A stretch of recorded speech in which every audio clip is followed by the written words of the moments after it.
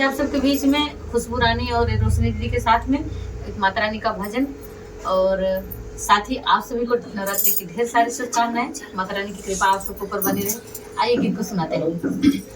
ऊंची नीची सीढ़ियां तोहार चढ़ता मैया दिल धड़के। ऊंची नीची सीढ़ियां तोहार चढ़ता मैया दिल धड़के। मैया के मांग में ओटिकवा सोहे, मैया के मांग में ओटिकवा सोहे। टिकवा में पतिया हजार गिनत मैया दिल धड़के। टिकवा में पतिया हजार गिनत मैया दिल धड़के। ऊंची नीची सीढ़ियां तोहार चढ़ता मैया दिल धड़के। ऊंची नीची सीढ़ियां तोहार चढ़ता मैया दिल धड़के। मैया के नाकों में ओ नथिया सोहे, मैया के नाकों में ओ नथिया सोहे।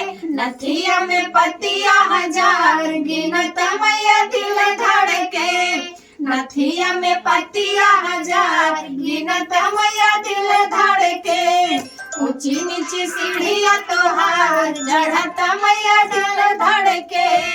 मैया के गालों में ओहरवा सोहे, मैया के गाल में ओहरवा सोहे। गलवा में पतिया हजार गिनत मैया दिल धड़के। हरवा में पतिया हजार गिनत मैया दिल धड़के।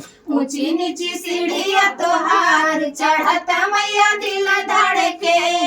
ऊंची नीची सीढ़ियां तोहार चढ़ता मैया दिल